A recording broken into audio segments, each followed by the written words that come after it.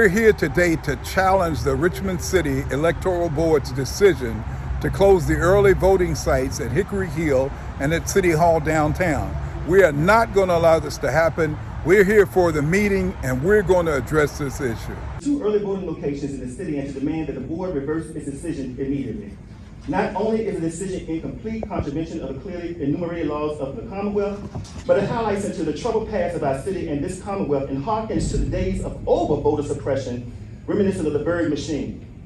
I need not remind you that we stand in the city of Richmond, the capital of the Confederacy.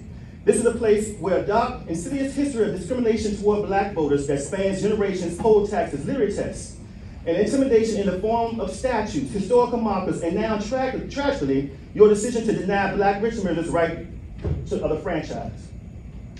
The stories of terrible treatment of black voters in this city are numerous. You have no doubt heard them since your initial decision, and you will hear more today. I cannot overstate the importance of voting to black people in Richmond. Our vested interest in this dates back to former Delegate William Fergus Reed, the first black person to serve in the General Assembly since Reconstruction, who was elected by the citizens of Richmond.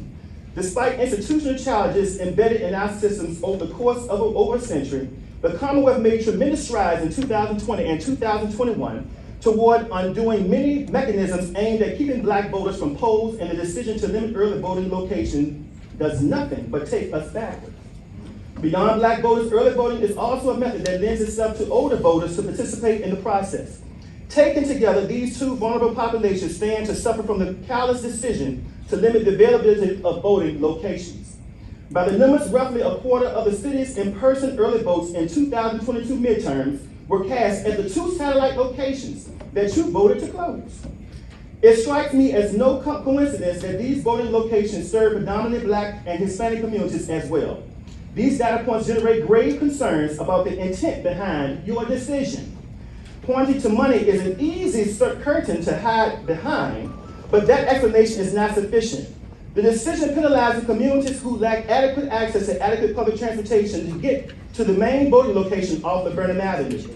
You are penalizing these citizens based on where they live. But the city's watching, the state and nationals watching you.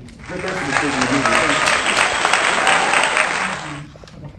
I serve the people. I borrowed a phrase from Oprah Winfrey in The Color Purple.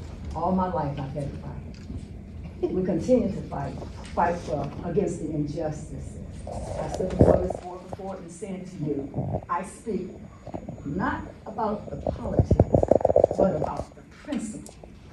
And the principle behind this state and the disenfranchisement of voters, of citizens who have the constitutional right to vote, it's just sickening that over and over again, we have to fight for something just to undo an injustice. The precincts need to be open. We know that. You look at numbers, we look at numbers. We look at suppression. Far too long, Virginia has gotten away with it. We can be the trendsetters in this state to say enough is enough. Let's stop the disenfranchisement. And again, let's stand united. Again, this is not about politics. This is about the principle of making sure all voters have the access and availability to exercise their constitutional right to vote.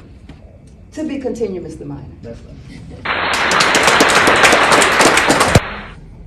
Motion passes. The satellites will be open 45.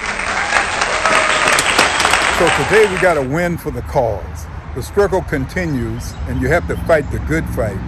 We were able to convince the Richmond City Electoral Board to reinstate the satellite sites for the city of Richmond downtown and on South Side at Hickory Hill, because J.J. Minor showed up with NAACP, Sandra Antoine showed up, Marty Jewell with the Richmond Crusade for Voters showed up, SCLC showed up, and a lot of other people showed up, and we let them know voter suppression is not going to work here in the city of Richmond. Voter suppression is not going to work here in the city of Richmond. We've been fighting this fight too long, so the struggle still continues. We're going to work, we're going to fight the good fight. Join us. God bless.